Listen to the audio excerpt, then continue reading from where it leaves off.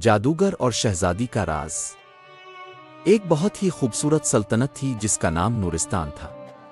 وہاں ایک نیک دل بادشاہ رہتا تھا اور اس کی ایک اکلوتی بیٹی تھی، شہزادی مانور۔ شہزادی بہت خوبصورت ہونے کے ساتھ ساتھ بہت ذہین بھی تھی، مگر ایک دن ایک عجیب بات ہوئی۔ شہزادی اچانک بیمار ہو گئی۔ نہ وہ بولتی تھی نہ ہنستی تھی۔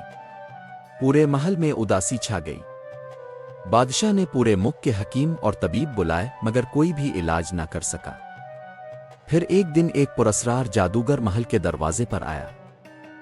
جادوگر نے کہا، میں شہزادی کو ٹھیک کر سکتا ہوں مگر میری ایک شرط ہے۔ بادشاہ نے گھبرا کر پوچھا، کیا شرط ہے؟ جادوگر بولا، شہزادی کو بچانے کے لیے تمہیں اپنی سلطنت کا سب سے قیمتی باغ مجھے دینا ہوگا۔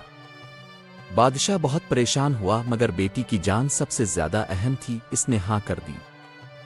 جادوگر محل کے اندر گیا اور شہزادی کے کمرے میں ایک عجیب سی روشنی پھیل گئی۔ اچانک شہزادی کی آنکھیں کھل گئیں مگر وہ کچھ خوفزدہ لگ رہی تھی۔ شہزادی نے آہستہ سے کہا، اب میں ٹھیک ہوں، مگر یہ جادوگر سچ نہیں کہتا۔ بادشاہ حیران رہ گیا۔ شہزادی نے بتایا، مجھے کسی بیماری نے نہیں بلکہ جادوگر کے سائے نے قید کیا تھا تاکہ وہ سلطنت کا باغ حاصل کر سکے۔ بادشاہ نے سپاہیوں کو بلایا۔ جادوگر بھاگنے لگا مگر محل کے قدیم محافظوں نے اسے روک لیا۔ جادوگر کا سچ سب کے سامنے آ گیا کہ وہ طاقت اور لالچ کے لیے لوگوں کو دھوکہ دیتا تھا۔